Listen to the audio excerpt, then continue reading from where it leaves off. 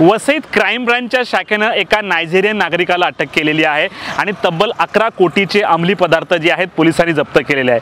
पोलिसांना गुप्त बातमीदारानुसार बातमी मिळाली की 5 तारखेला एक नायजेरियन नागरिक आहे तो अंमली पदार्थ घेऊन येणार आहे।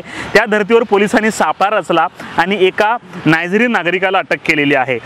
विक्टर ओडिचिमा ओनुवाला उर्फ डाइड रेमंड असं या अटक आरोपीचं नाव आहे आणि हा 37 वर्षाचा आहे। हा वसई पूर्वेच्या एव्हरशाईन सिटी येथे परिसरामध्ये राहतो आणि त्याच्या घरातून 48 ग्रॅम वजनाचा कोकेन अंमली पदार्थ जप्त करण्यात आलेला आहे। तसेच चौथ्या मजल्यावरून 22 किलो 865 ग्रॅमचा एमडी ड्रग देखील जप्त करण्यात आलेला आहे। असं जवळपास 11,58,41,100 रुपये किमतीचं हे ड्रग्स आहे पोलिसांनी जप्त केलेलं आहे। विशेष म्हणजे यामध्ये अजून एक नायजेरियन आरोपी आहे परंतु तो पळून जाण्यामध्ये यशस्वी झालेला आहे। पोलिसांनी मोठ्या शिताफीने याला अटक केलेली आहे आणि याच्यावर याआधी देखील आझाद मैदान युनिट कार्यालयामध्ये देखील गुन्हा दाखल आहे। पोलीस आता आणखीन याने किती जणांना अंमली पदार्थ विकले, हा कुठून आणायचा आणि कुठे विकायचा याचा संपूर्ण तपास करतात। विशेष म्हणजे ह्या आरोपीची पार्श्वभूमी अशी आहे की हा आरोपी हा जो आहे बॉलिवूड पिक्चरमध्ये काम देखील करतो। नुकताच सिकंदर पिक्चर रिलीज झाला, त्यामध्ये जो विलनचा रोल केलेला आहे त्याचा बॉडीगार्डचा रोल ह्या आरोपीने केलेला आहे। एवढंच नाही तर CID सिरियल आहे आणि अनुपमा सिरियल आहे, यामध्ये देखील त्याने काही छोटे मोठे रोल केलेले आहे। साऊथचे काही मोठे मोठे पिक्चर्स आहेत त्यामध्ये देखील त्याने रोल केलेला आहे। तर बागी 4 या चित्रपटामध्ये देखील त्याने काम केलेलं आहे। अशा प्रकारे दिवसा तो अशा प्रकारची कामं करायचा आणि रात्री अशा प्रकारे ड्रग विकायचा असा संशय पोलिसांना होता। आता याचे कनेक्शन बॉलिवूडशी आहेत की नाही हे देखील पाहावं लागणार आहे। हा कुठल्या बॉलिवूडच्या सिने तारकांना किंवा हिरो हिरोईन्सला हे अंमली पदार्थ पुरवत होता का याचा देखील तपास होणं बाकी आहे। पोलिसांनी याला न्यायालयात हजर केलं असता न्यायालयाने याला पोलीस कोठडी सुनावलेली आहे। आता या पोलीस कोठडी दरम्यान पोलीस याची कसून चौकशी करतील आणि याचा पूर्ण ड्रग्सचा पर्दाफाश करतील। या संपूर्ण कारवाईवर पोलिसांनी नेमकं काय म्हटलं पण ऐकूयात। माननीय पोलीस आयुक्त यांच्या आदेशान्वये मीरा भाईंदर वसई विरार आयुक्तालयामध्ये ड्रग्सच्या विरोधात सतत कारवाई चालू आहे। त्याच अनुषंगाने युनिट 2चे PI समीर आहिरराव व त्यांच्या संपूर्ण टीमला एक गोपनीय माहिती मिळाली की एका ठिकाणी ड्रग्स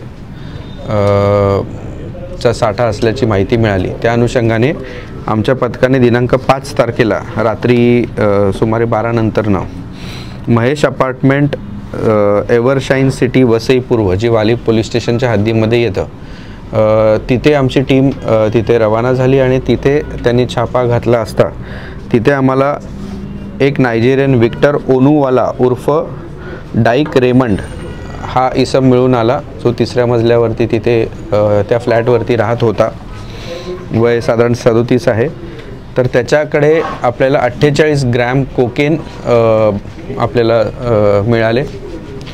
ते रितसर आपण जप्त देखील करण्यात आलेले आहे व त्याच अनुषंगाने तिथेच त्याला विचारपूस केल्यानंतरनं 4थ्या मजल्यावरच्या फ्लॅटची देखील चावी त्याच्याकडे प्राप्त झाली आणि त्याच्यानंतरनं त्याच्यासोबत आपण तिथे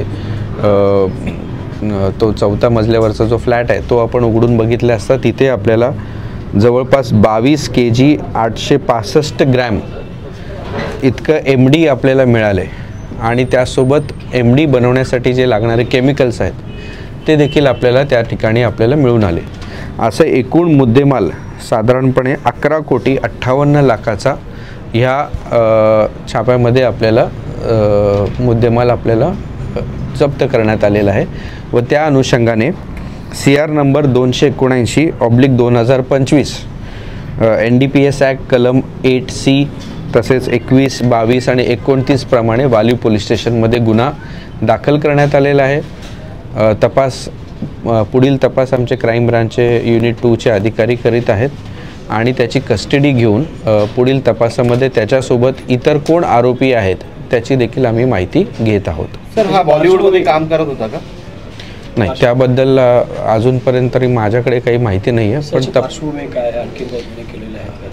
त्याच्यावरती सध्या तरी आम्हाला प्राथमिक माहिती अशी आहे की आझादनगर मुंबईमध्ये एक गुन्हा दाखल आहे। डिटेल्स आपण तपासामध्ये अजून घेऊन नेमके अजून किती गुन्हे आहेत, त्याचे अजून काही कनेक्शन्स आहेत, तो कुठे ड्रग्स विकायचा, त्याचा काय नेमका या ड्रग्सच्या कारोबाराशी संबंध आहे, या सर्व बाबींमध्ये इन्व्हेस्टिगेशनमध्ये आपल्याला तपासामध्ये पार्श्वभूमी काय, कोण आहे, कोण व्यक्ती आहे, काय करायचं आता इन्व्हेस्टिगेशनमध्ये जेव्हा आपण त्याचे इंट्रोगेशनमध्ये आपण त्याची पोलीस कस्टडी घेऊ तेव्हा आपल्याला ह्या सगळ्या गोष्टी आपल्याला निष्पन्न होतील. सर, प्रेस नोटमध्ये आपण दिलंय काय 11 कोटीचं माल आहे, ही मार्केट प्राइस आहे. विकल्यानंतर किती कमाई होती त्यांची? इंटरनॅशनली किती प्रॉफिट येते? आपल्याला ते आपण चर्चा करून सांगतो मी तुम्हाला, कारण मला आता असं ऑफ हँड असं ते फिगर्स मला असं बघावं लागतील, नेमकं चेक करावं लागतील.